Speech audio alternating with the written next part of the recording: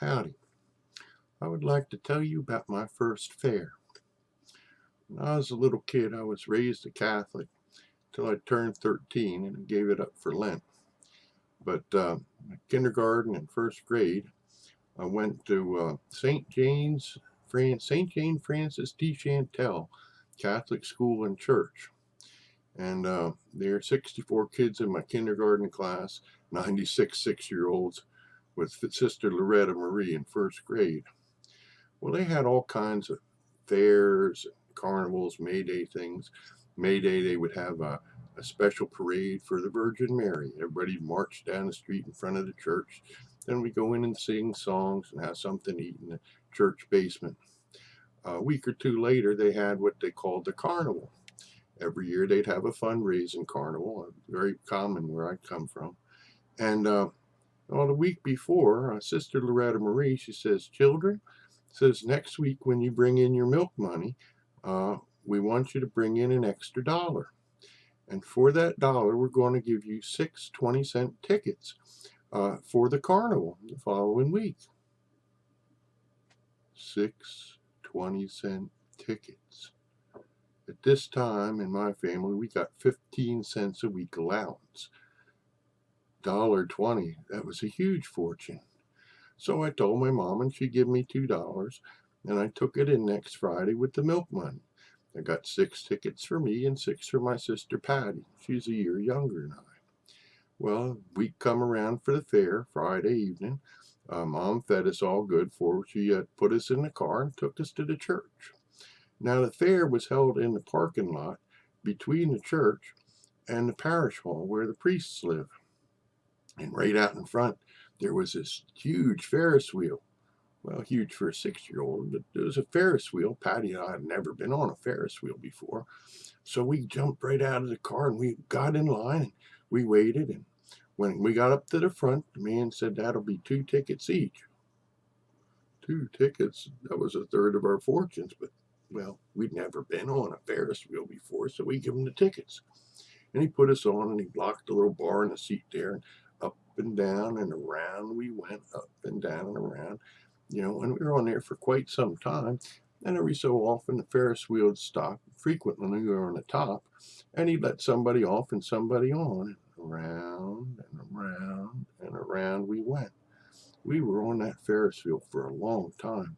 The view was stupendous. You got to see all the trees and flower and the lights, in the neighborhood there, Wilsonboro. But this man just didn't want to let us off the Ferris wheel. And after half hour, 40 minutes or so, we started yelling out, Mister, let us out, we want to enjoy the fair.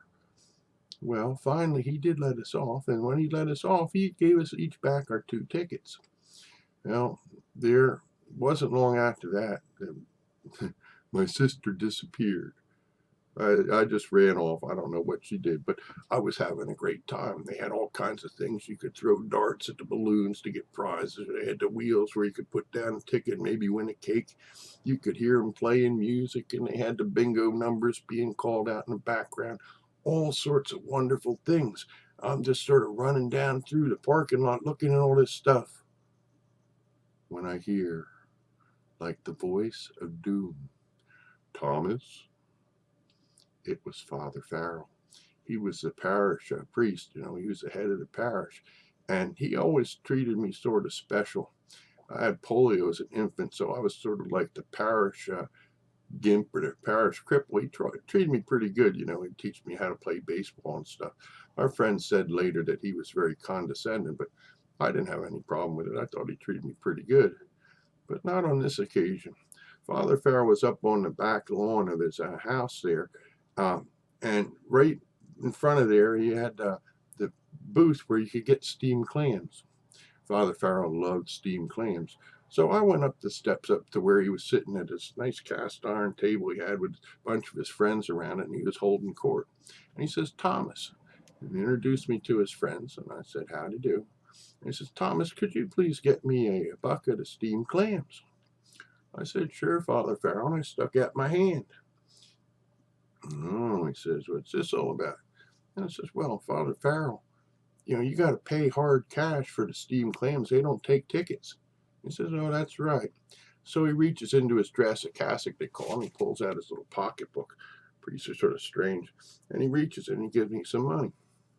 Well, I went down, waited in line, and brought back a bucket of steamed clams, set them down on the table. And then I sort of looked sort of hangdog, I guess. And Father Farrell said, "What's the matter?"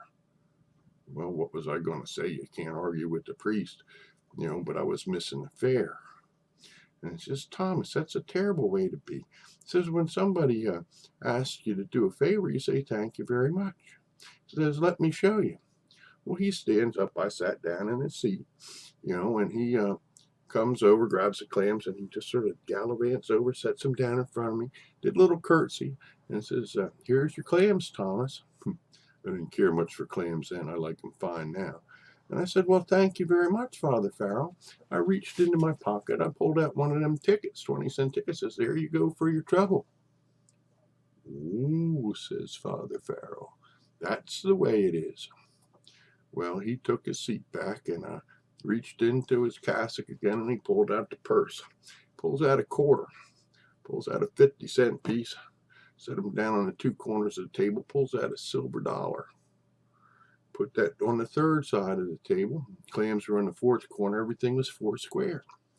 And he says, "Now, Thomas," he says, "you can have whatever these coins you would like."